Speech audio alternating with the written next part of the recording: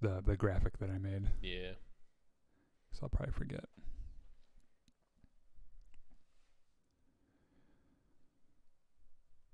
If you're getting here just now, this is our unofficial pre-game.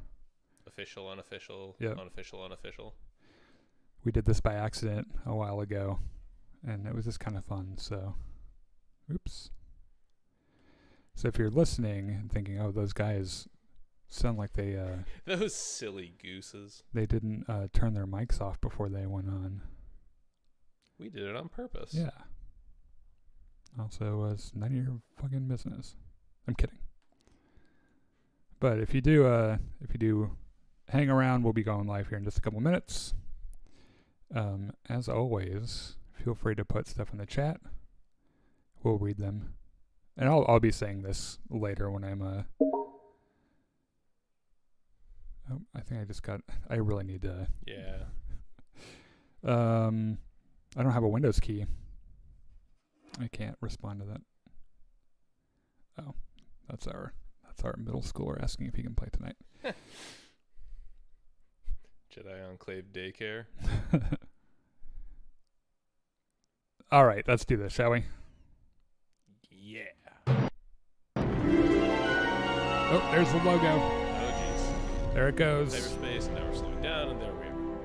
All right, welcome to Jedi Enclave. I'm Daniel. I'm Chris. We're think of us as two guys trying to find our way in the universe, and we like Star Wars. We have to talk about Star Wars and Marvel and other stuff. Yeah, other nerdy things, and so think of us as your vaguely prepared guides to science fiction and pop culture, but half the time we're not journalists.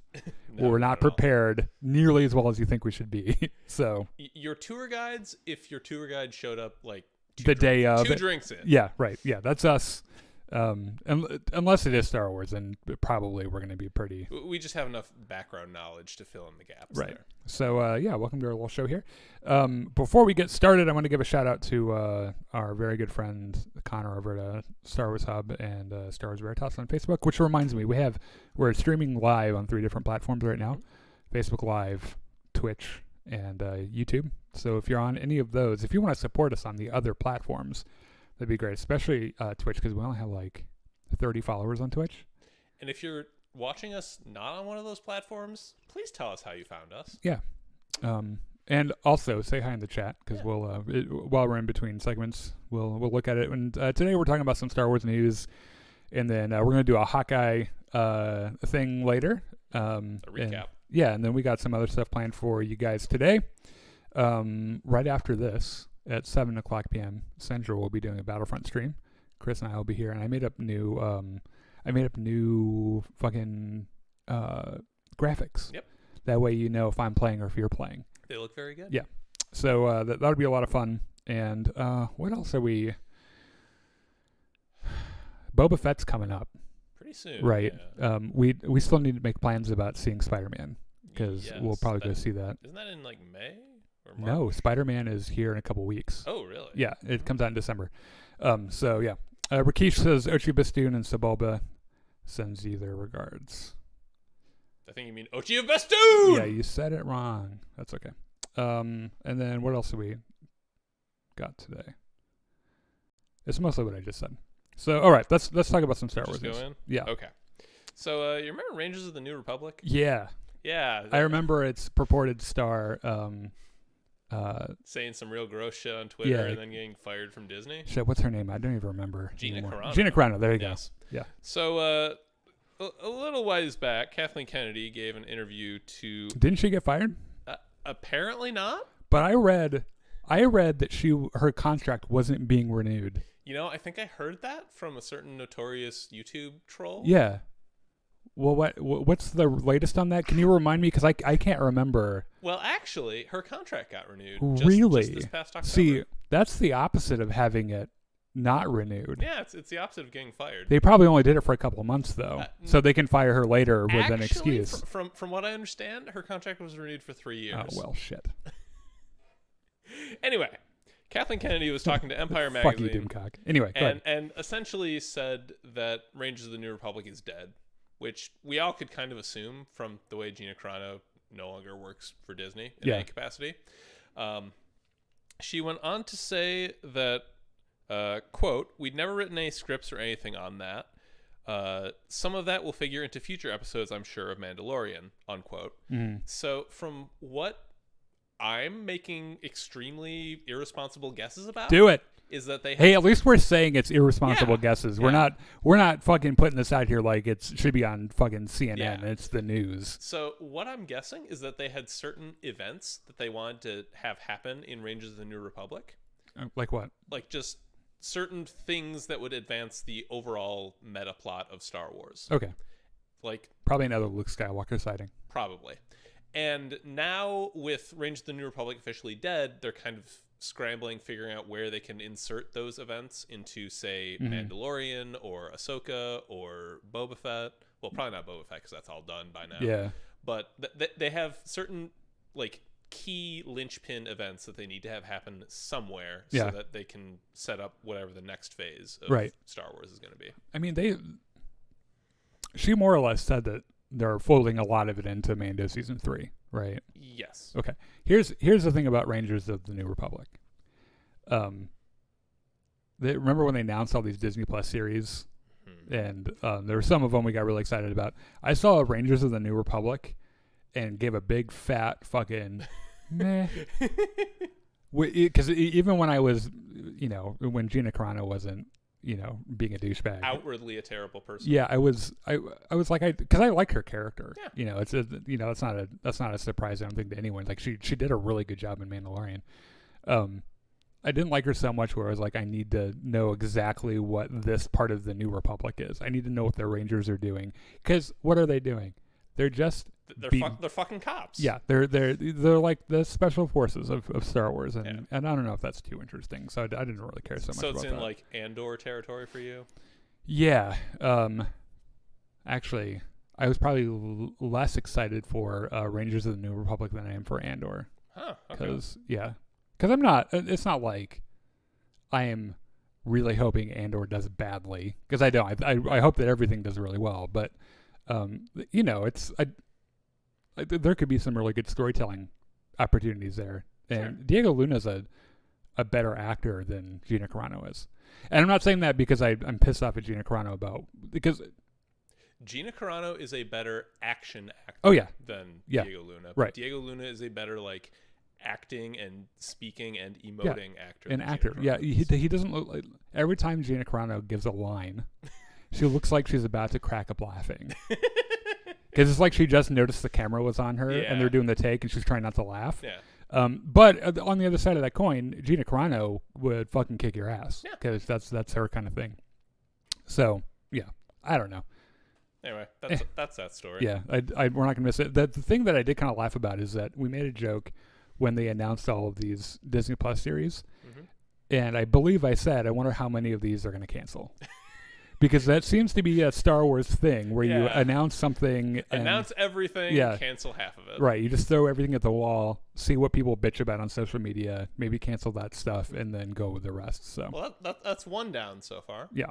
So speaking of Star Wars show news, the upcoming Ahsoka series has added to their cast. Okay. They've added Ivana Sakano. I assume one of those is close to correct. Yeah, she's from Pacific Rim Uprising, which I've never seen. Neither have I. Has been cast opposite Rosario Dawson and Natasha Liu Bordizzo. I'm sorry, Bordizzo. Yeah. In the Disney Plus limited series Star Wars Ahsoka, spun-off from the streamer set series The Mandalorian. In the limited series, Dawson stars as Ahsoka. We already know all this bullshit. So they've added a character. Do we know what she's going to be? No, we don't. The person in this article says, I've heard that she'll play a newly created character, which means that we haven't seen them before. Like in the Star Wars universe. Which, how do you know that? He doesn't know. Well, they might have original reporting and sources inside Lucasfilm. Yeah. So the Ahsoka thing is getting real interesting for me, I've got to admit, because there's going to be something that feeds into this a little bit here in just a second. there's this really cool thing in Star Wars where I know a lot of people are really pissed off that there's this whole thing that used to be canon, and then when Disney bought Star Wars, they were like, we don't. None of that is canon. Yeah, we will pick what we want out of that, but otherwise no. And then like George Lucas had his ideas for the movies, including McClunky, right? And like gave it to him. And they're like, no, well, like no, stop it, George. I hate to be the one to tell you this, but no one gives a shit about the midichlorians. So they started from scratch, right? And we can debate on whether or not what they created from scratch was good or not. I really don't give a fuck. I'm so tired of that argument anyway. They do seem to be bringing in shit that people really liked from the old canon. Yes. A good example is like Thrawn, right? And I think it was interesting how they weaved Thrawn. So in Legends, Thrawn serves an entirely different purpose in the story. He's like the only Imperial left after the Emperor dies, and is kind of in charge of like the strongest part of the Imperial remnant. And his character is the same. Like he studies art, and he painted that fucking red, so you're gonna do this maneuver and whatever the fuck. And some other like cool little details, like his Nelgri bodyguard and shit. But in the old story, largely went and grabbed a cloned Jedi master who was batshit crazy. Joris Sabath. Yeah. Or whatever his name was. Yeah, I don't know. And used him for battle meditation so he could beat the New Republic and shit. And they've used him in a different part of the story now in the new canon, where he was more present when the Empire was doing its thing. What wasn't a part of the old canon was Ahsoka Tano or Ezra Bridger, because those characters didn't exist. So the fact that they found a way to fold Thrawn into this other story is really cool. And I've got to say, I haven't watched Rebels in a while, right? In fact, I think I might go back and watch it. But the end of that show is like Thrawn and Ezra are on a space whale flying off to God knows where. Yeah, well, actually, it was in a Star Destroyer or in like a frigate or something, being carried by several space whales. Yeah. I'm not really sure. Hyperspace whales. Yes. Then Ahsoka and Sabine Wren going off after that at the end, an indeterminate amount of time later. Right. And there's a bunch of Ahsoka or Rosario Dawson kind of muddied the waters a little bit in an interview and said, "Hey, you don't even know how much of this happens before or after The Force Awakens or something." Return of the Jedi. I think it was a Dave Filoni interview or something. Maybe. Oh yeah, I think you might be right. But yeah, so someone definitely. Yeah. Said that. So what I'm saying is that I know it's just a single casting thing. It's she's probably going to be an Imperial officer that doesn't have any lines or anything, right? Like that poor fucking what's her name in the season 2 finale of Mandalorian, where she's got like the evil little smile. She's like Moff Gideon's like assistant or whatever. Yeah. And we're thinking, oh, maybe it's Sabine Wren and she's fucking undercover because she's a Mandalorian. Yeah. She knows all the things about being undercover. And like they get there and they just shoot her and she dies. And it's like, that's probably what this new cast member is. Yeah. Like it's not that big of a deal. But I will say I'm very excited about Ahsoka because that's going to be a cool fucking story, I think. Because lightsabers. Yes. Okay. So we're taking the Kylo Ren thing off here. Yes. Right. Yeah. Because you guys already know about that. So should I go or should you? Yes. So you do your thing and then I'll do my thing. So speaking of parts of the old canon that people really liked, this really surprised me. I'm sure you remember Star Wars Jedi Outcast. Yes. In fact, I just did a playthrough of Jedi Knight 2 Jedi Outcast on the channel. Yeah. So the main character of that game, Kyle Katarn, was until, well, we'll get to that, but he was one of the casualties of Disney chopping off all the old canon. And kind of a beloved within the fandom. People like Kyle Katarn. It's a cool character. For those of you who never played those games, Kyle started as one of several guys who are claimed to have stolen the Death Star plans. And then in his very first game, with Dark Forces. Dark Forces. Very first mission is you stealing the Death Star plans. Also, the first canonical appearance of the Dark Trooper, which is kind of cool. In various sequels, it turned out that Kyle Katarn was actually the descendant of Jedi, and became a Jedi himself. Yep.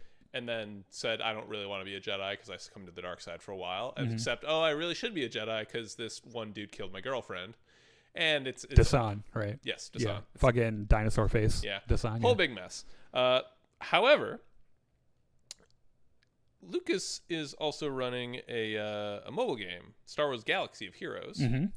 And just recently, Kyle Katarn got added to the roster of that game, which is very, very interesting. It is interesting. I know the story sounds pretty innocuous and like it's not that important, Mm-hmm. but consider that,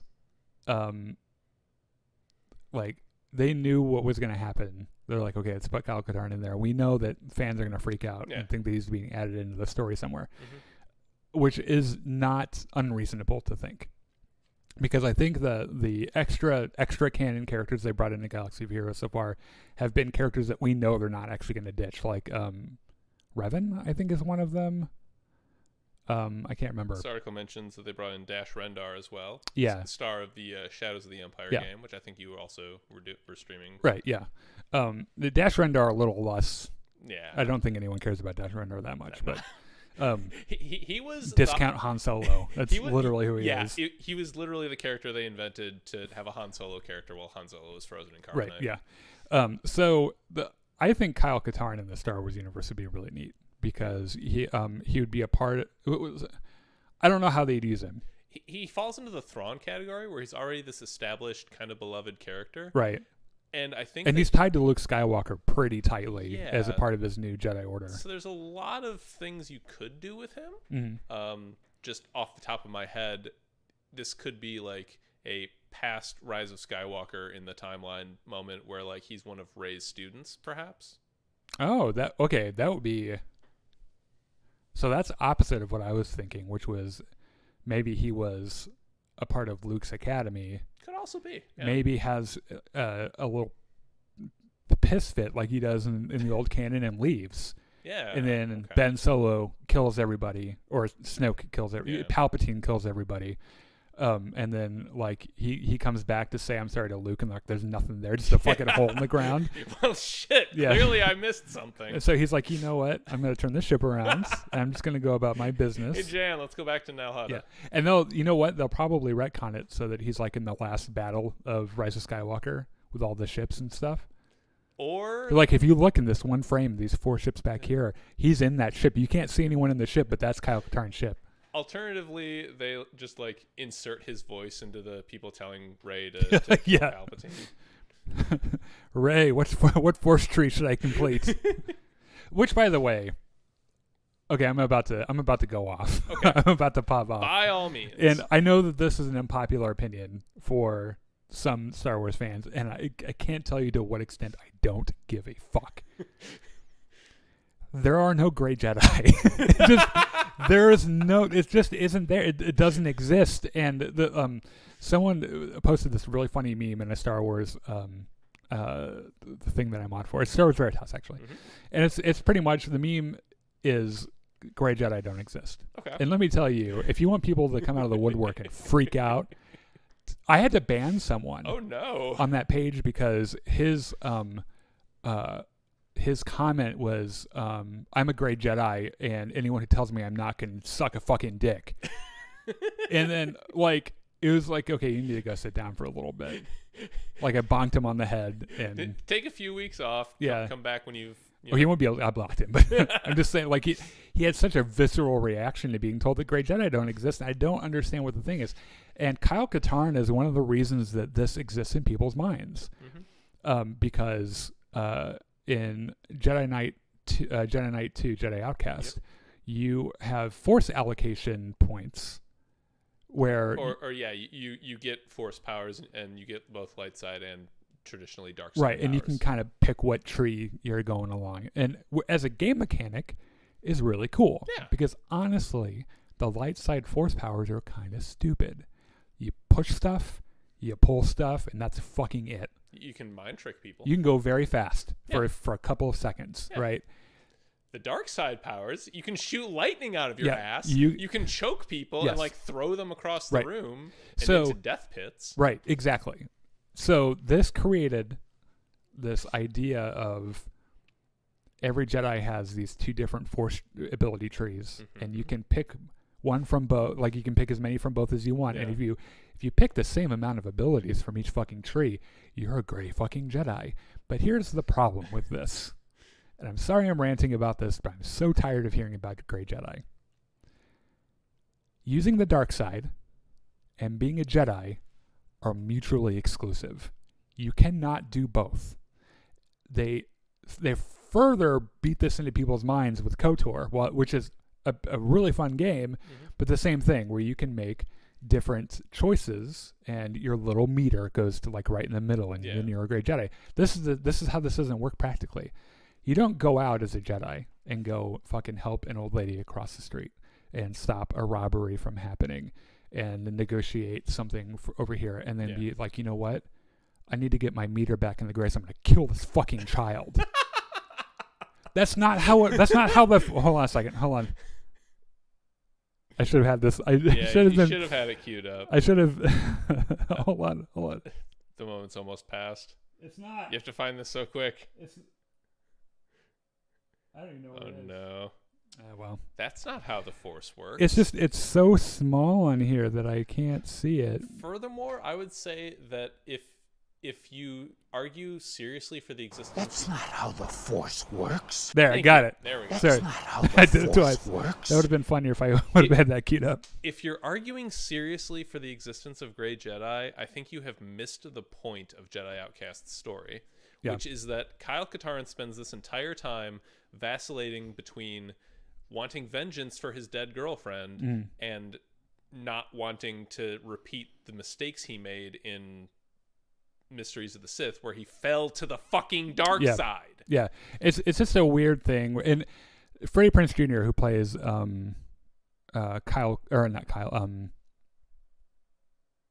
what's his name from Rebels, the Jedi Knight? Kanan Jarrus, goes on this really funny rant on some podcast about how people, like, George Lucas taught him about like what the Force is and how it works and stuff, and George Lucas said there are no Grey Jedi. Like that's a stupid idea. It does not exist. Just go Google Freddie Prinze Jr. rants Star Wars. Okay. It is a really, really good rant, and it might change your mind about the whole Grey Jedi thing. Now I get it. The idea of being some rogue gunslinger who has a constituency of one who looks out for himself. I get it. Like that's a cool idea. That's why The Mandalorian's so popular. I mean, shit, it worked for Qui-Gon. It didn't actually work for Qui-Gon. He is not a Grey Jedi. That's the other thing. This like another thing I saw was like, well, how do you explain Ahsoka and Mace Windu and Qui-Gon Jinn? It's like, well, first of all, they're all Jedi. Motherfucker, they're all Jedi, and the one left the Jedi because they weren't being Jedi enough. Right? It's not like I want to go out and do evil shit. It's like you guys have lost your fucking way. I'm out of here. So, Qui-Gon Jinn wasn't a Grey Jedi. He just didn't like people very much. He was tired of people. I would argue that he likes people too much for the Jedi's philosophy. He doesn't like Jedi very much. Yeah, okay, that's fair. His entire life was dedicated to helping people. Mace Windu's fighting style was based around how much he just really fucking likes fighting. He liked fighting. Did not enjoy killing. No. In fact, would avoid killing it whenever it was possible. So he happened to develop this fighting style that like kind of uses the dark side as it doesn't use the dark side at all. Okay. It's a weird misnomer. It does not use the dark side. And this is a couple of reasons we know why. First of all, the dark side is corrupting. It's a rot that once it sets, it's going to spread. That's how George Lucas meant for the dark side to work. His joy of combat gave him a higher temptation for the dark side, and he was strong enough to ignore it, which is why all of the students that he trained in that fighting style all fell to the dark side. Mace Windu is special not because he used a little bit of the dark side, but because he could resist the dark side. That's why he's so fucking cool. Yeah. It's because he can be that much of a badass and not be a dickhead while he's doing it, right? So, man, we just wasted like 20 minutes on a Grey Jedi rant. It's fine. It's an important message to get across. Yeah. So let's move on to something else. Let's. So from here, because this is so small, it says boba stills, but I really thought it said boob stills. And I was like, oh my God, what is this? I know for certain that's not what it is because you would never put any boob stills anywhere. That's true. Okay, so we already covered the Book of Boba Fett trailer. Came out. It was really cool. We're really excited about it. It comes out in like less than a month. End of this month. Yeah. It's December, by the way. I know. My birthday's on Friday. Oh, cool. I think. What is today? Today's December 1st. The day is Wednesday. Obviously, we're doing the show. Oh. So my birthday's the 4th. So Wednesday, Saturday. Thursday. Yeah, Saturday. So yeah. Don't ask me how old I'll be. I won't. Because I really don't know if I'm 34 or 35. I can't remember. You are 33 going on something. Yeah.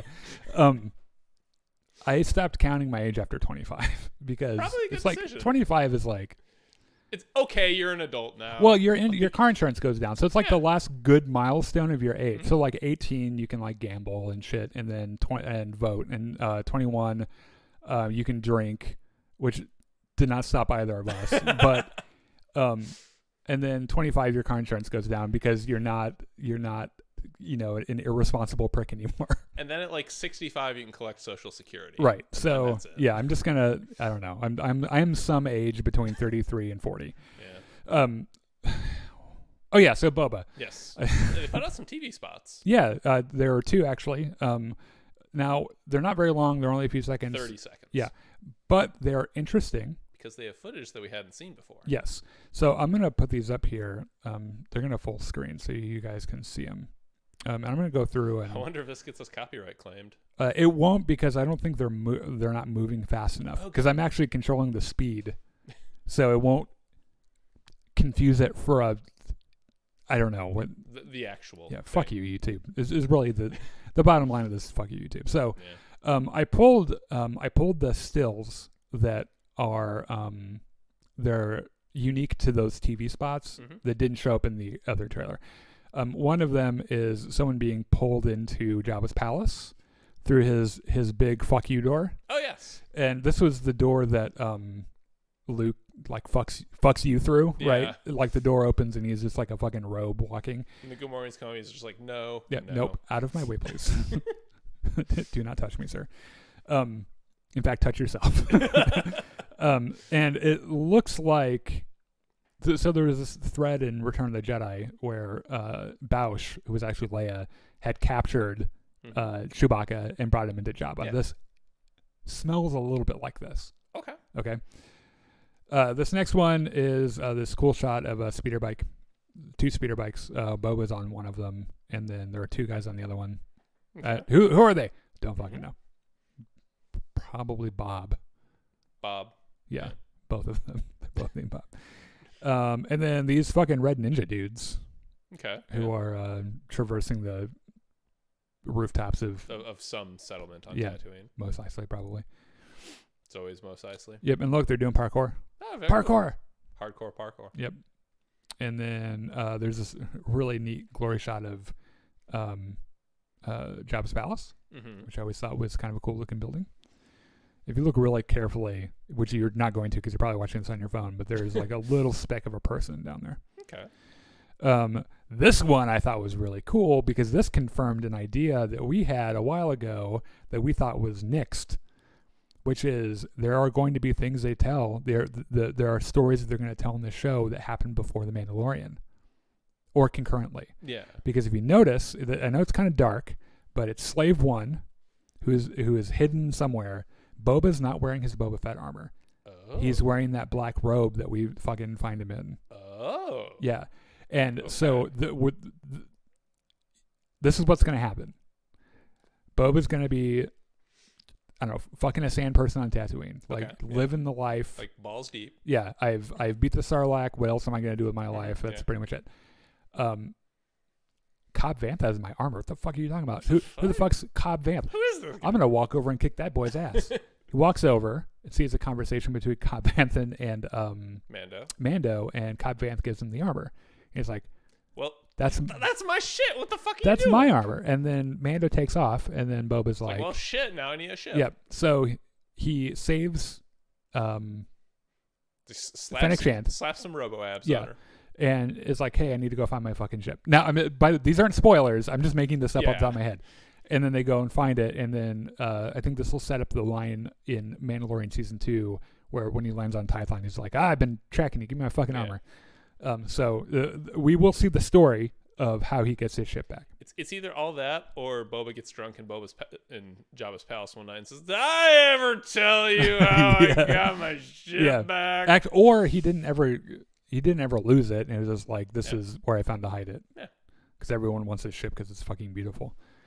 And then there's an alternate shot of that dinner party. I saw on Reddit someone say something about how one of the Trandoshans kind of looked like Sid from Breaking Bad. Bad Batch. You can't say that everyone looks like Sid. That's racist. It's a little racist. It's very space racist. It's probably not Sid. It probably is. I don't know. Sid's kind of portly, right? A little bit, yeah. Yeah, I don't know. This was the shot that everyone was like, the fuck? Oh, Yeah. So Scuba Boba. we're going to find out how Boba got his ship to go find Mando. Mm-hmm. We're going to find out how the fuck he beat the Sarlacc. Or if the Sarlacc was like, you taste like shit and just spit him out. I don't know. But he's in a bacta tank. I'm curious as to how he got separated from his armor while out of the Sarlacc. My working theory is that however he beat the Sarlacc, either he killed it or it spit him out. Mm-hmm. Or he lured a crate dragon to eat. I don't know. Whatever. Yeah. He was probably pulled himself out of the fucking hole in the ground, passes out on his back, is like, oh fuck, falls asleep. Yeah. Jawas find him, strip him naked, Just take and then he wakes up naked in the desert. Yeah. He's like, well, this is suboptimal. This is the second worst position I've ever found myself in. The second worst situation I've ever woken up to. And then I took 2 of that for some reason. And then I thought this was pretty interesting too. We see kind of an alternate shot to this in the trailer, but this one clearly shows Boba doing the Bausch Chewbacca thing with Fennec Shand, where he's got like a fucking leash attached to her, and she's got her arms behind her back, like she's like cuffed. So they're up to some kind of shenanigans. Yeah. And in fact, I bet Return of the Jedi, Boba's probably sitting there having a good time. The fucking singers are like, hitting on him and shit. He touches one on the chin because he's a fucking weirdo. Yeah. Bausch comes in with Chewie. That whole thing goes down, and he goes, "That's a really good fucking trick. I'm gonna do that the next time I need to do something sneaky." And then another shot of the guys on the speeder bike. What does that mean? They're just speeder bikes, guys. I don't know. And that's it. Okay. So yeah, those are on YouTube. You can find them if you just go search Boba Fett TV spot, I think. Yeah. Well, they both have titles. One of them is called Rain, and the other one's called Message. Okay. I think. So yeah, as we mentioned before, that comes out on like the 28th. 28th? It comes out the day after I have a dentist appointment. Okay. Which I can't get excited for anything. And since we are also talking about Boba. Thank you very much. And then what else do we have? I think that's all the news. Okay. All right. Cool. So now we're gonna move into our next thing. And let me put our spoilers thing up. We are going to talk about episode 3 of Hawkeye. Yeah. It came out literally this morning. Yeah. If you have not seen it yet, this is not the way you want to experience it the first time. Because we both like Marvel. Yes. And we like the good Marvel stuff too. Mm-hmm. So far, this is pretty okay. Yeah. So we're gonna spoil it. Before we spoil it, though, give me your Rotten Tomatoes sized review of episode 3. Solid, I liked it. Okay. How many out of 7 arrows do you give it? How many out of 7 trick arrows do you give it? 5.5. Okay. I'm gonna give it 1. I don't want to spoil anything. I'm gonna give it 1 acid arrow. Okay. Which is worth 5 regular arrows. Okay. Yeah. So have we stalled long enough? Is it okay to? I wasn't stalling. Okay, I was really fucking into those. Right. Fuck you, man. I worked really hard on that. I didn't. I just thought of it. Okay. So yeah, we're gonna go through the plot. We're gonna spoil everything. I better get my list of Easter eggs. Yeah. I think so. Yeah, I got to pull my my notes on this too because this is my life now. I watch a show that I like, and I have my phone out the entire time, being like, "Is that a giant giraffe?" So previously on Hawkeye, yes, both Hawkeyes, whatever, were captured by the tracksuit mafia, and one bro, yeah, and one of the dudes went to go tell this woman who was listening to punk rock that we've got him, and she's just like punk rock. Is that what you're calling it? Or something. Yeah. So we opened episode 3 called Echoes. with little baby girl Maya. Princess drama. Yeah. We find out that she is completely deaf, even as a child. So she's like in her elementary school classroom, and she like is able to read like the lips of like half the words that people are saying. Yeah. And she's like, okay, I'm just going to start doing stuff in my workbook here. Like at home, she's talking in sign language with her dad, and you can tell that they really love each other and they're connected very strongly. Apparently the family doesn't have enough money to actually send her to a school for people with hearing impairments. Which really, though, unfortunately in real life, those schools are very expensive, and they shouldn't be. But here we are. Yep. So her dad is like, okay, so you can't hear what people say. An actor, by the way, who is in Westworld and Dr. Sleep, which is the sequel to what is that Stephen King movie? The Shining. Oh, okay. Great movie, and he's really good in it too. Neat. He's a good actor. I like him a lot. So he says, okay, so you can't like hear people and know what they're saying, so you need to watch them and learn by watching what they do. And so we flash to her in karate class as a child, and she sees this one kid like everyone gets free karate classes, by the way, in Hawkeye. Everyone does karate. Yeah. we don't have enough money to subsidize school for the deaf. We can send you to karate class. Yep. So she sees Shotokan, by the way, from the looks of it. Oh, cool. Yeah. So she like sees this one kid step behind another and like push him down. She's like, oh, that's a cool trick. I should try that. So she gets up. It's her turn, and you see that she has like one prosthetic leg, like below the knee. Yeah, as if being deaf wasn't bad enough. It's like if you believed in God, God's like gonna take that hearing, and you know what? I like that fucking foot. Give that here. Go have fun in the world. So she gets up there. It's her turn to fight. The same kid is up there. He like looks down at her foot, and he's like, well, shit, this should be easy. So he tries to punch her, and she does the same move he just did, where she steps behind him and pushes him over. So like, yeah, look at me. I'm fucking. Did you see the smug fucking look on that kid's? Because she's like a little girl, and he's like kind of big, tall kid, probably like in junior high. He's like, I'm gonna kick this girl's ass. Like he looks at the teacher, and he's like, really? You want me to beat up on a little girl? Yeah. He got his ass whooped. She was also a white belt. He was a yellow belt, which is some number of ranks above. They're right next to each other. Okay, so it's like it's a white and then yellow. Yeah. We get a quick shot of her dad in this sequence where he's like in a tracksuit, which looks very familiar. Yeah, he's clearly in the tracksuit mafia. Yeah. We flash ahead a few years. She's still practicing karate and stuff and beating up this dude in a boxing ring. But like full blown MMA. Yes. Yeah. She's very good at kicks him right in the nuts because I think that's allowed in MMA. I can't remember. Sure, why not? So she drives her motorcycle up. It's like during Ronan's reign of terror, and we can tell because she walks up to the door and there's like this dude who just dies, and she's like, holy shit. And we can tell because there's blood flying everywhere.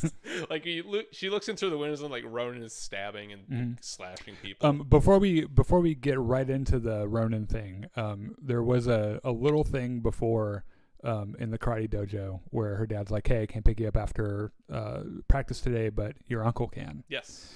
And a big man in a suit comes up to her and touches her cheek. And they haven't confirmed this. We don't know in the show yet. Yeah. It's fucking Kingpin.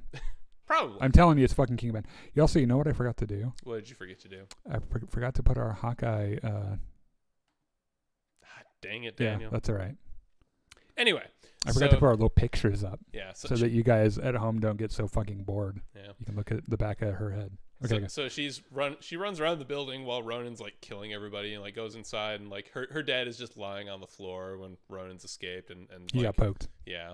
And he dies, and she's like holding him and crying, and it's all very sad. He touches her on the face with a bloody hand, which is actually an Easter egg in itself. Huh. We'll talk about that when we get to Easter eggs, but yeah. Meanwhile, back to the present. Clint and Kate are like sitting on these like. Oh, sorry, but I'm going to read you my notes as we're going through these scenes. Okay. This whole was that whole cold open all silent? No, parts of it were. I mean, not like music, but like the sound effects. No, there were sound effects. There was dialogue. Okay, I couldn't remember. But also, I wrote my notes. Marvel gives a masterclass on how to make a really good 3-dimensional villain. Yeah, it's true. Yeah. So Clint and Kate are like. Also, if Ronan is after your dad, he's probably a piece of shit. This is what I wrote in my notes. So they have like their hands duct taped around these like you feed the quarters and they move. Coin operated horses. Yeah. And the tracksuit guys are like, yeah, this is so cool. Why? I don't know. These guys must have fucking nothing to do. They sit in an abandoned toy store all day. That what do you is expect? Actually really creepy. Yeah. So Clint's like, well, Kate, I was about to convince these guys that you had nothing to do with Ronan, and then you had to fucking drop in. Kate's like, oh, yeah, that would have been really convenient, huh? Well, one of the tracksuits is like talking on his phone in Russian, and Kate's like, hey, what's going on? He's like, well, my girlfriend and I are fighting, and she gives him some advice. And he's like, wait a minute, I have to get a pen and write this down because it's really good. All these guys, this is why there's they're just complete doofuses. Yeah, it's the whole reason why there's an Ochi bassoon joke. If you're watching this and you're into Marvel, not Star Wars, Ochi bassoon is a doofus from Star Wars, pretty much, and all of these guys are pretty much that, except for like one of them who is actually yeah. That's from the comics, by the way. The tracksuit. I don't think they were called the Tracksuit Mafia in the comics, something close to it, but their telltale thing was constantly saying "bro," which, by the way, you might have noticed that her dad, before he died, obviously in the Tracksuit Mafia, didn't say "bro" a single fucking time. True. It's too cool for that. Yeah. So Maya enters. And Clint has his head turned towards Kate so she can see his hearing aid. So she walks up and unties his hands and then starts signing at him. And Clint's kind of knows a little bit of American Sign Language, but not all of it. I hadn't thought about this connection between the obvious antagonist at the moment and Clint, which is they have this thread that connects them with their hearing. Yeah. I just hadn't thought of that because she's in the end of the last episode. She's clearly deaf, but I just hadn't put it together that Clint is pretty much deaf, kind of deaf too. So I think it's kind of neat that they have some. They have something kind of that pulls them together. So Clint is able to sign that he's not deaf. He just has a hearing impairment. And I'm not like you. I'm better. I can hear a little bit. And he doesn't understand her next sentence. So eventually she has to get her boyfriend, Kazi. Is it her boyfriend? It might just be her. I'm not sure. I know that Kate refers to him as the hot one later, and it's like, girl, yeah, you're right. So he kind of reminds me of Jon Snow. I know, except his eyes are a little bit further apart than Jon Snow's. Okay. Not that that's a problem for me. I'd probably still fuck him, but he does look a lot like Jon Snow. So until further notice, I'm just going to assume they're fucking. So her boyfriend Kazi translates back and forth. Maya tells Clint that you really should just not rely on technology because it makes you weak. Yeah. Clint's like, okay, look. She says while she has a cell phone. Yeah. Clint's like, okay, look. Kate is definitely not Ronan. I know this because Ronan is dead. She's like, oh, that's interesting. Look at her. She is 9 years old. Okay, that's interesting. Who killed Ronan? And Clint says Black Widow. Mm-hmm. And so she says, that's interesting. How do you know that? Because I was there. And from a certain point of view, this is all true. Oh my god. What did I write in here? This is Ronan is dead from a certain point of view. Yeah, this is straight out of Obi-Wan's justification. Which, by the way, I thought was a really interesting interpretation from Clint's point of view of what happens to Ronan and how it wasn't getting his wife back that brought him back to not being an asshole. Not that Black Widow saved Clint, but she killed Ronan. Yeah, I thought that was a really interesting kind of a way that he's thinking about it. It's very clearly a very dark episode in Clint's life that he doesn't like. I don't know how he gets past it, by the way. Yeah. I was thinking about this. It might be some combination of repression and just dissociation. Do you think he's going to tell Echo or Maya? Maybe. How does he not? Because he doesn't seem like the kind of person that would just hide that from her. I think at some point he's going to be like, look, you're looking for a Ronin, someone who killed your dad. You're very upset about it. He's a really important part of your life. I'm sorry I did that. As penance. Yeah. Like him being like, I am responsible for that. And if you need to kill me, then kill me or whatever. But it's like so far, other than his hearing loss, Clint doesn't seem like he has suffered that many repercussions from brutally murdering hundreds of people. Do you know what I mean? Yeah. He killed the best swordsman in the world in Endgame. Yeah? That dude from Last Samurai. Oh, yeah. And Lost. So Maya is still kind of suspicious. He's like, okay, fuck you. I'm going to talk to Kate. she's like, okay, where's the Ronin costume? And like eventually she just starts choking Kate out, and Kate's like, seriously, I don't know anything about this. And she got really scared kind of for the first time in this scene where she's very quippy. She has her quips and she gives relationship advice out and shit. Yeah. Maya kind of snaps where all of a sudden she doesn't seem like she turns a little unstable and really dangerous, and Kate Bishop like kind of freaks out a little bit, which I thought was cool.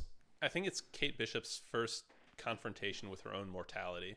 Yeah. Like, this woman could snap my neck right now. Yep. And Clint can't save me because he's duct taped to the fucking horse. So Kazi's like, okay, let's just chill for a second. He like tries to talk Maya down. Clint's like, okay, look, in a few seconds, I'm going to do something, and then we're going to be able to get out of this. But I need you to just get that ridiculous self-confidence back, and then just wait for my signal. And my hands are free. I'm going to run now. Yeah.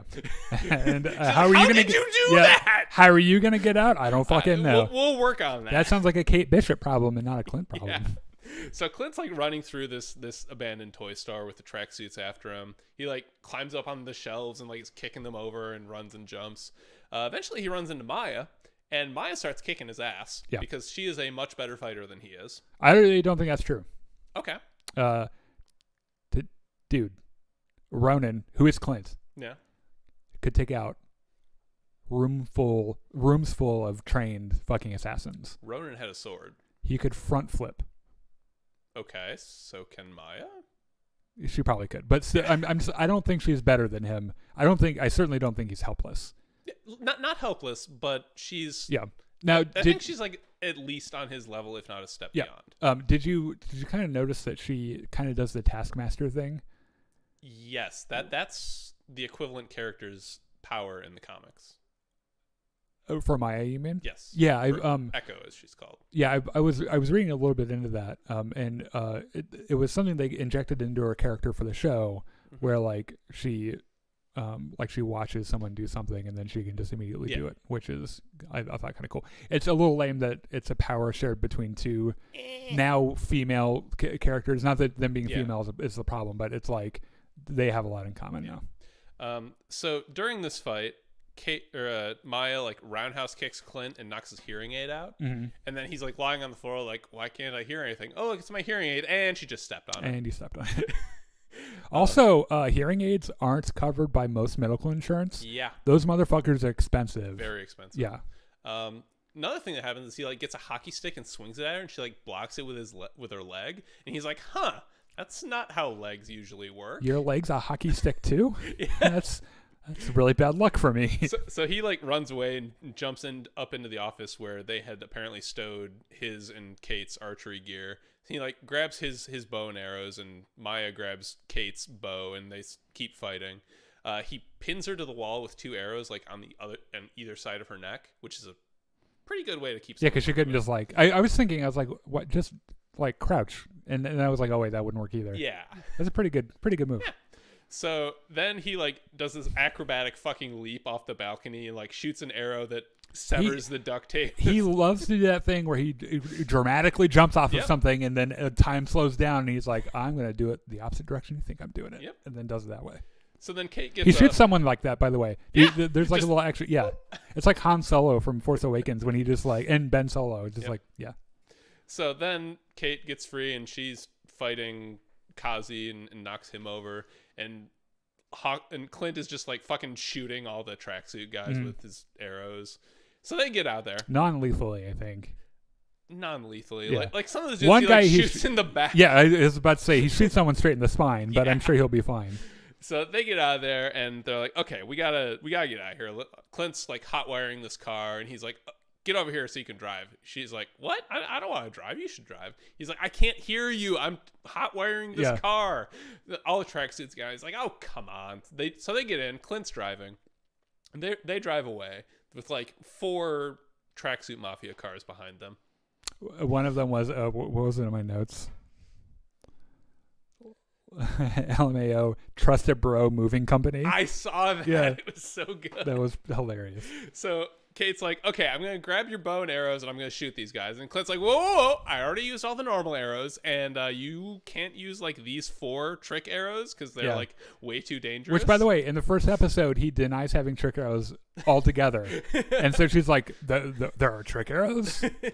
He took out like the nuclear bomb one so she can, So Kate like grabs an arrow. She's like, I hope this works. And shoots it at a windshield. And it's like this purple goo. She's like, what the you have a Play-Doh arrow? Why do you have that? Yeah. It's the first questionable CG so far in the show. It looks not good. This particular sequence was kind of weird for me because you'll notice that it's filmed like a oneer, where the camera is rotating inside the car, and it looks like a one shot, but it's not. And the back diagonal panels of the car, the parts that are opaque, are clearly CG. Oh. And it was like, oh right, we're watching a show and not a movie. Yeah. Like they probably didn't have money to make this look good. Yeah. But go and watch that again and look at those back panels. They look like shit. They look really bad. Okay. So Kate's like, okay, I'm gonna try this arrow now. And Clint's like, this would be easier if we were going backwards, wouldn't it? So okay, let's drive backwards. And he just puts the car in reverse and he's going down the street. He can't hear a fucking thing she's saying, by the way. It's the comedy bit of the whole thing is she'll say something and he'll say it like it was his idea because he didn't hear it. It's really hilarious. So then Kate takes the next trick arrow and shoots it, and she fucking blows up a truck. Yep. And fucking probably kills 2 guys. Yeah, and the people behind them. Yeah. They go through like a Christmas tree yard, and like she shoots one trick arrow at Kazi's truck, and it like pulls like 8 Christmas trees in. Yeah, that's actually kind of a cool arrow. Yeah. So eventually they get out onto like, I think it's supposed to be the Brooklyn Bridge or something. Yeah, I think so. With now Maya's car right behind them. That really. So I don't know a lot about cars, but it's a really cool car. It's a sexy. I think it's like a Charger or something. Something like that. Yeah. So she pulls out the next arrow. Ford or a Chevy. Dodge. I think it's a Dodge. I don't know. Anyway, she pulls out this next It's trick not a arrow Honda, I can tell you that. and shoots it. And she's like, it's a suction cup arrow? Yep. Why do you have this? Yep. Let's see. So she shoots the next trick arrow, which is like this gas bomb that goes in there. I thought it looked like an Agatha Harkness bomb to me. A little bit. Because the smoke is like really deep purple and shit. I was Yeah. like, wait, is that a magic arrow? It's probably just a gas arrow. Probably, Yep. yeah. At one point, Maya's car had pulled up across, and Kate's like, oh, that's my bow in the back of your car. I'm just going to take that Give that back. to me, please. Thank you. So now they have 2 bows. Mhm. The traffic is like right up in front of them, so like Clint has to swerve and stop the car right there. And the remainder of the bros are coming in their trucks. So Clint's like, okay, I got this figured out. It's going to be fine. I'm going to give you this arrow. I want you to shoot it at that truck, but aim really high. And I've got this arrow. This confused me so much. So I get through it and we're going to talk about it Yeah. because I was like, what? So Kate shoots this really high arcing shot, and we see that Clint's arrow has Pym on it. Fucking branded right on the Yeah. side with a like little LED blew through and shit. So Hank Pym, you fucker. He shoots his Pym arrow. It hits Yep. Kate's arrow. Kate's arrow becomes huge and like just blows up the back half of this pickup It doesn't truck. become huge, Chris. It becomes the size of like a 4-story building. How does it not destroy that bridge? How much would that weigh? A lot. I just think, I don't know. I was like, that would collapse that bridge. Probably, yeah. Millions of people would have died that day. So Clint's like, Cool idea, though. Clint's like, okay, I got this one last arrow. I want you to hold on to it. Cover me. I'm going to grab the suction cup. She's like, this is a fucking USB arrow. Yes, I know. And this showed up twice, by the way, in the MCU already. Yes. In Original Avengers. Okay, yeah. Clint uses it to hack into Nick Fury's shit. And then in, whatchamacallit, What If? Yeah. When the reprogramming thing in the future. Right, yeah. So Clint's running up, grabs the suction cup arrow, like some of the bros shoot at him, and she's like, hey, cut it the fuck out. She Yeah. shoots the USB arrow at him, and it does It absolutely just bounces right off his chest, yeah. So Clint's like, all right, come on, we're gonna go do a cool thing now. So they jump off. He like shoots this grappling hook arrow that swings them around and under, and they like get on a train that's running below the Brooklyn Bridge, and he uses the suction cup arrow to stick them to. The Metro, yeah. And Kate's like, oh, yeah, okay, I get it now. I understand why you have this. Yeah. So then they're just chilling on the train, just completely exhausted. because they're two normal people. He still can't hear a fucking thing she's saying. Kate's like, shit, I need to walk the dog. Yeah, it is weird how they just are like thinking about different things. Yeah, and Clint's like, you actually are a pretty good archer. She's like, you really think so? By the way, you should also walk the dog. Yeah, he didn't say good archer. I think he said one of the best in the world. Yeah. So they get back to Kate's aunt's place, and Clint's like trying to ice himself down with some frozen vegetables, which is from the comic. Yep.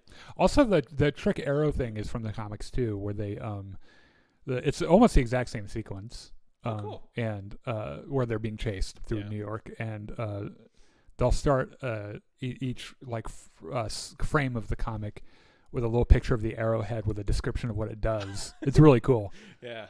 So Clint gets a phone call, and he sees that, it's from home, and he assumes that it's his wife and starts talking. Kate gets in, and she's like, wait, and she like writes on a notepad, like it's a young boy's voice. And he's like, it's my son Nathaniel. Hey. Yeah. And so like, cause he can't hear anything through this. So she's like listening to him talk on speakerphone and like transcribing what her son is saying. Which this whole thing was kind of, it's heartbreaking. It was a little heartbreaking. Yeah. Cause the son is calling and saying like, well, are you going to be home tonight? Cause we're going to do that Christmas movie marathon. Yeah. And then he can't even really communicate with him well. Yeah. And when he says no, but I'll try to be back in a day or two, like he's like, the son's like, it's okay if you can't be there for Christmas. And trying to get him out of the spot of having to lie. Yeah. And it's just heartbreaking. Yeah. Back at the toy store, the Tracksuit Mafia is like collecting all their shit and moving out because the location's been compromised. Kazi is talking to Maya about like, okay, look, I know you're really pissed off at Ronan, but this is kind of dangerous, and your uncle might not like it very much. And Maya's like, wait a minute, who's in charge here? And he's like, you're in charge. She's like, that's damn right, you're gonna do what I say. In my notes I have, Uncle is definitely Kingpin. Yeah. Now go fucking look for Clint Barton. Yeah. So Clint and Kate are like out in front of this doctor's office, and the doctor walks up, and Kate's like, hey, can you fix this hearing aid? And she's like, 5 minutes, cash only. Because that's apparently a thing that you can do in New York. They go to a diner for breakfast, and Kate's like talking, and Clint doesn't have his hearing aid in. And she's like, hey, are you listening? And he's like, oh, I guess I'll put this in now. Yeah. She's like, did you have that out the whole time? You motherfucker. He did the same thing he did with Rogers the Musical. He's like, I'm not listening to this shit. See you later. So Kate's like, by the way, I always wanted to be a superhero because of you. And Clint's like, well, that's kind of a bad idea because you kind of give up a lot of things with this kind of life. And Kate's like, no, I still really want to be a superhero. He's like, did you not hear the conversation I just had with my son? Like, this is what it will do to your life. Yeah. She's like, by the way, I figured out why your branding is shit. It's because you don't have a cool costume. And she like grabs one of those kitty menus and a crayon and like draws on the back of it, and it's the classic Hawkeye costume from the comics with like the stupid winged mask and the H on his forehead. Lots of purple. He's like, okay, look, if I wore this, my wife would divorce me. There is no the Avengers would way. Fire me. They would kill me. She's like, okay, well, what about something in black, maybe with a mask and a hood? Something like your best buddy Ronan. Yeah. Who is definitely not you, of course. Like, I would never accuse you of being the Ronan. Yeah. I don't think she knows that. What she says is that she I feel like she has to suspect at least. Well, no, I think what she says is a pretty honest assessment from her, which is that he knew he was close to whoever Ronan was. Okay. I think that's what she believes. Okay. I don't think she's put it together yet. I think she's going to find out, and I think it's going to cause some conflict. Probably. Because he did terrible shit. He killed a lot of people. He didn't just kill a lot of people. A lot of them died in cold blood. Yeah. Like, he just fucking murdered them. Clint's like, okay, look, you should really, like, I'm not a role model. I'm not trying to be a hero or anything. Kate's like, that's bullshit because A, you saved the world multiple times, but also you saw that, like, I would maybe be in trouble, and you, like, ruined your entire fucking Christmas plans just to save me, a complete stranger. Yeah. So you absolutely are a hero, motherfucker, and you are my role model. Yeah. And by the way, can you cover the check? Because my mom cancels my credit card. I don't have credit cards anymore. Like, they named the dog too. So he has the official name from the comics, which is Pizza Dog. Pizza Dog. Yeah. Yep. That cute fucking golden retriever. Yep. The poor one-eyed golden retriever. By the way, don't feed dogs like they feed them in No, Hawkeye. That's do not. best way to have a morbidly obese dog. So they're walking in the park with Pizza Dog. They're talking about the tracksuits, and like Kate's like, well, the tracksuits clearly have some dirty shit going on. Clint's like, yeah, they do. And she's like, do you want to elaborate? And he's like, no, I don't. He does say that there's someone above Maya in the organization, Kingpin. Yep. But nobody wants to mess with this guy because he's like apparently a lot of trouble. And very big. Yeah. Physically very large. Yes.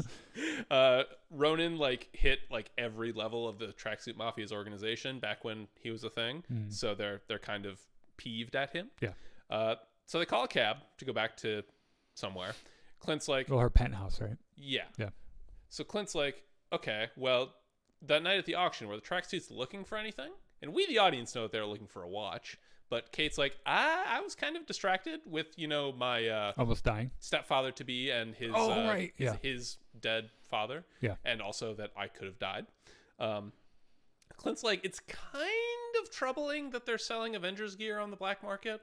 That's kind of a bad thing. What could that watch be? I don't even know. I don't know. I know Tony had a watch that turned into a glove. Yeah. Like an Iron Man glove that had like a repulsor and it was like bulletproof and shit. That would be scary in and of itself. Yeah. I don't know. Kate is still very suspicious of Jack, which is spelled Jock. Because he's fucking suspicious. Yeah. He's so fucking oily and slimy. And she like lays out her evidence, and Clint's like, that is not an airtight case at all. I like. To be get fair, that you might be suspicious, but it wouldn't. She didn't present the evidence very well. He gave me a butterscotch. Yeah. That's not against the law, Kate. Right? Yeah. It's like I wouldn't have believed you either. You stupid shit. Kate's like, okay, look, we'll go to my mom's house. We'll get onto her computer. She'll be wearing some really crazy cool dress. Yeah, we'll get on her computer and we'll find out all we need to know about Kazi and Jack. And Clint's like, okay, fine. So they go up to the penthouse and Clint's like, holy shit, this place is nice. I'm in the wrong line of work. You didn't recognize the building way over there, like just over this way where you jumped off backwards and it was a big moment in your movie? It's really cool. Yeah. So Kate logs into her mom's computer and she says, like, Clint asks, okay, so how did Armand die? And Kate says it was a stab wound. Yeah. Sword wound. Yes, sword wound specifically. So she looks up Kazi in the Bishop Corporation database, and it finds out that he's an employee of Sloan Limited, which is apparently significant. I think it's there are a few Sloans in the Marvel universe. Mm-hmm. The one that kind of jumped out to me is that Sloan was one of Matt Murdock's associates. Ooh, that's interesting. And both of his law partners ended up being bad guys. So I think they might be making a reference to that Sloan. Okay, maybe. Clint hears a door open. Matt Murdock was Daredevil, by the way. Yes, of course. So Clint hears that there's someone else in the penthouse and goes to investigate. Kate is looking up information on Jock, but gets kicked out of the system before she can figure it out. One of those captchas came up. She's Yeah. like, shit, I'm a robot. I can't do this. So Clint's like, I can't find all the fire hydrants, goddammit. Yeah. Clint's walking down the hall, and he all of a sudden has Ronan's sword pointed at his throat. And the camera pins around, and we see that it's Jack. What? And that's the end of the episode. Yeah, well, pretty good place to end it, by the way. Like, it's pretty interesting. So yeah, Kingpin's going to be a thing. I would almost bet my money on it. Almost certainly. Yeah. And what I'm not convinced about, I don't think Jack necessarily is a bad guy. I don't know. He might not be connected to the tracksuits. I don't know. But I think he has something going on. So in the comics, his character is an adversary for Hawkeye, but sometimes isn't. Sometimes is a friend. Okay. Like a friendly, anyway. Yeah. So I don't know. It's who I am convinced is fucking evil is her mother. Because of the giant surveillance operation, yeah. I also the billowing red dress. Why would you wear that if you weren't a fucking bad guy? It's a good looking dress. Yeah. So anyway, we got to wrap this up here. Yep. Thanks everyone for tuning in. We gotta go play Battlefront. Yep. Sir John says a stray dog killed a big ass cat on my doorstep. What should I do? I'm freaked out. I tried to move it with a broom, but it's too heavy. I'm afraid hands might get involved. Call animal control. Yeah. Also, what the fuck are you doing on a fucking Star Wars MCU live stream talking to me about a dead fucking cat? Rakesh says the Tracksuit Mafia of Bastoon. Okay, yeah, that's pretty good. We are at some point. I'm gonna do some Photoshop with tracksuits. Oh, she Bestoon in a tracksuit. Yeah. So, bro. all right, we will see you here in about I don't know, 3 to 5 minutes. Play some Battlefront. We'll hope to see you guys there. Thank you very much for the